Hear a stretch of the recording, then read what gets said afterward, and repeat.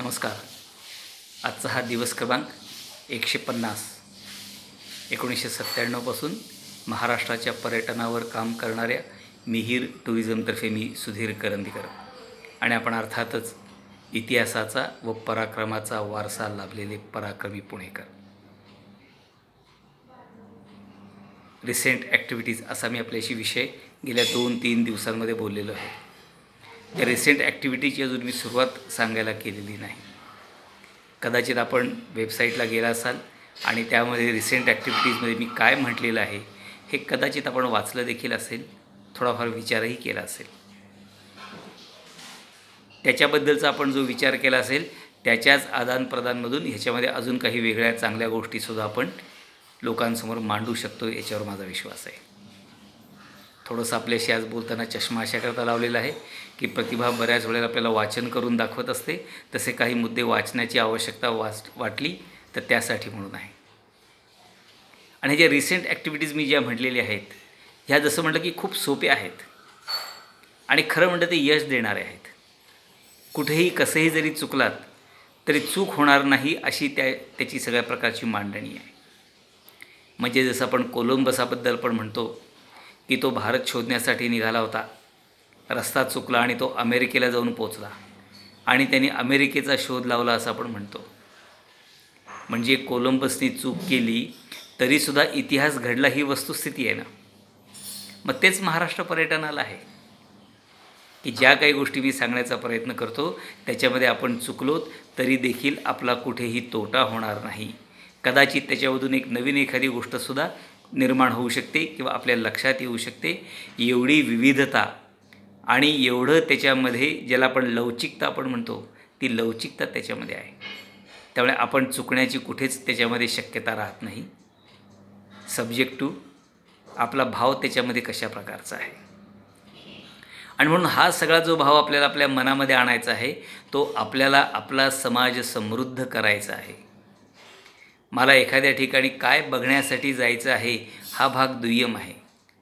मला माझा महाराष्ट्र, माझी माती, माझे या ठिकाणचे दगड आणि त्या ठिकाणी राहणारी माणसं आणि निसर्ग ह्यांच्यापर्यंत मला पोहोचायचं आहे, हा त्याच्यातला मूळ भाव आहे.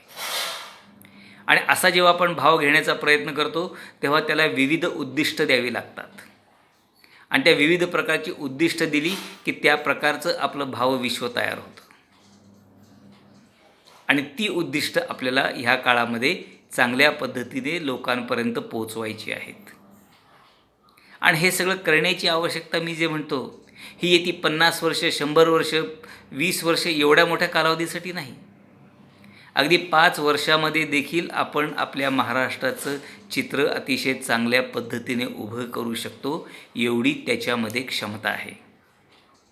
जसं मागं मी आपल्याशी बोलताना असं म्हटलं होतं की एका जणांचा मला फोन आला आणि म्हणाले, महाराष्ट्र पर्यटनात तुम्ही खूप छान काम करता, मला ह्या व्यवसायामध्ये काही पैसे गुंतवण्याची इच्छा आहे.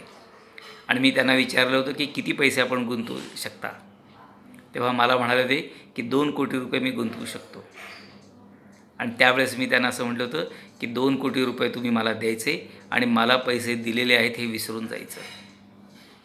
कारण महाराष्ट्राच्या सगळ्या विषयाला जर गवसणी घालायची असेल तर त्याला तेवढी ताकद देखील तेवढी मोठीच लावावी लागणार आहे. ही ताकद 2 प्रकाराने लावता येऊ शकते. एक आर्थिक बळामधून आणि दुसरं मनुष्याच्या क्रयशक्तीमधून. मनुष्याची क्रयशक्ती त्यामध्ये जर आपण लावू शकलो तर येणारा खर्च हा कमी होत जाणार आहे. कारण प्रत्येकजण काही ना काही ते खारीचा वाटा उचलणार आहे आणि त्याच्यामधून ह्या गोष्टी घडणार आहेत. आणि म्हणून तो भाव जागृत करण्याची आवश्यकता आहे.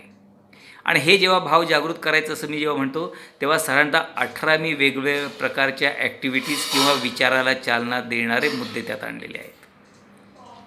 जसं आपण चतुश्रुती म्हणतो किंवा इंदिरा गांधींच्या काळामध्ये 20 कलमी कार्यक्रम म्हटलेला होता. असे विविध प्रकारचे कार्यक्रम शासनामार्फत, विविध संघटनांमार्फत समाजापर्यंत दिले जातात की ह्या गोष्टींवरती तुम्ही ह्या वर्षी जरा भूमिका चांगल्या पद्धतीची घ्या, म्हणजे मग आपल्याला आत्ताच्या काळामध्ये जो हवा तो बदल मिळेल. मग त्याच अर्थाने साधारणतः 18 गोष्टींची मी यादी तयार केलेली आहे, ज्या यादीमध्ये कदाचित वेगवेगळ्या संदर्भामधून तोच विषय असू शकतो किंवा त्याच्यामध्ये वेगवेगळे मुद्दे असू शकतात. आणि जेव्हा ही 18 गोष्टींची मी यादी जेव्हा आपल्यासमोर म्हणतो, त्या 18 गोष्टींची पुढच्या काळामध्ये त्या 10वरती सुद्धा संख्या येऊ शकते, संख्या वाढू देखील शकते. जसं लोकांचा त्याच्यामधला सहभाग वाढत जाईल तशा पद्धतीने ती गोष्ट घडत जाईल.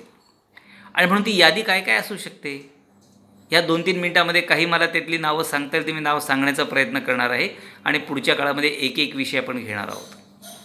आणि ते विषय ह्याच्या आधी 150 दिवसांमध्ये कुठल्या न कुठल्या संदर्भामध्ये काही विषय मी आपल्याशी बोललेलो देखील आहे, परंतु ते तात्कालिक संदर्भामधून बोललेले विषय होते. आपल्याला जे रिसेंट ॲक्टिव्हिटीज जी मूव्हमेंट चालवायची आहे त्याच्या अनुषंगाने ते मुद्दे म्हटलेले नव्हते. आणि म्हणून त्यातला एक मुद्दा जर आपण घ्यायचा म्हटला तर मी असं म्हटलेलं आहे की Maharashtra tourism, people's movement of money harvesting in our own land. Maharashtra पर्यटन ही एक लोकचळवळ आहे. ही लोकचळवळ काय करणार आहे, आपलाच पैसा आपल्याच मातीमध्ये आपल्याच जमिनीमध्ये जिरवणार आहे. जसं आपण रेन हार्वेस्टिंग करता आपण म्हणतो, सिंचन योजनेमध्ये म्हणतो की पाणी अडवा आणि पाणी जिरवा, तसं पैसा अडवा आणि पैसा जिरवा आपल्याच भूमीमध्ये.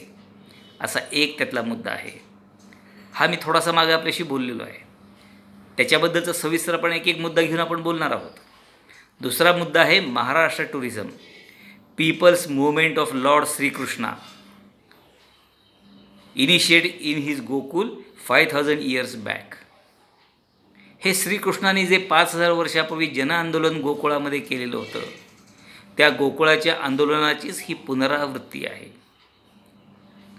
Maharashtra tourism, a golden plot to cultivate this land with modern concept and the thought is that be a ox not the bull. थोडंसं बोचणारं आणि टोचणारं याच्यामध्ये आहे की महाराष्ट्र पर्यटन करणं म्हणजे काय करणं, तर सोनेरी नांगराने, सोन्याच्या नांगराने आपल्या ह्या ठिकाणची जमीन आपण नांगरून काढणं. आणि ही जर जमीन नांगरायची असेल तर आपल्याला भूमिका घ्यावी लागेल, ती बैलाची भूमिका घ्यावी लागेल, वळूसारखी भूमिका घेऊन चालणार नाही. त्यामुळे महाराष्ट्राकरता काही काळाकरता का होईना पण बैल व्हायला कसलीही अडचण नाही, उलट ती आपली जबाबदारी आहे असं मी म्हणतो. Maharashtra tourism, a way to rejoin the missing path of socio economic and political awareness since 1920. Lokmanya टिळकांच्या निधनानंतर जो राष्ट्रीय नेतृत्वाचा, राष्ट्रीय दृष्टिकोनाचा जो ऱ्हास झाला आणि आपण चुकलेलो आहोत, त्याच पुन्हा रस्त्यावरनं आपल्याला पुढं चालायला लागायचं आहे. ज्या ठिकाणी आपण तो धागा सोडलेला आहे, तो धागा पुन्हा आपल्याला पकडायचा आहे. Maharashtra tourism, a way to world wide exposure of its real image Veerbhumi Maharashtra.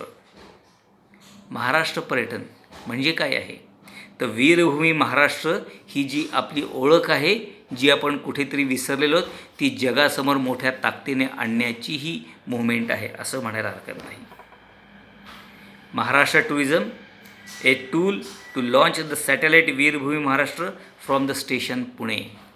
जे मी पुण्याबद्दल म्हणत आलेलो आहे की पुणे हे जागतिक स्तरावरचं केंद्र आहे, त्या संदर्भामध्ये मी असं म्हणतो की वीरभूमी महाराष्ट्र नावाचा तेजस्वी तारा आपल्याला अवकाशामध्ये जर प्रक्षेपित करायचं असेल तर त्याचं लॉन्चिंग सेंटर हे पुणे आहे.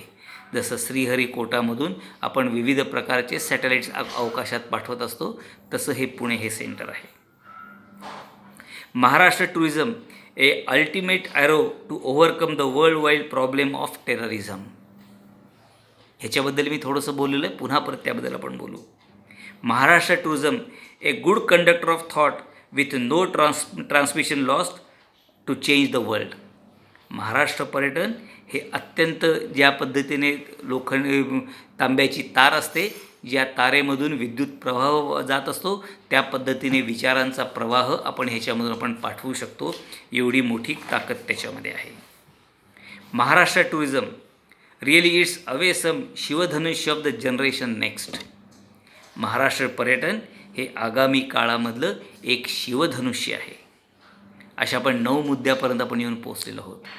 उद्या उरलेल्या 9 मुद्द्यांचा थोडासा उहापोह करू आणि त्यानंतर पुन्हा आपण एक एक मुद्दा घ्यायला सुरुवात करू. आजच्यापुरतं एवढं पुरेसं आहे. धन्यवाद. नमस्कार.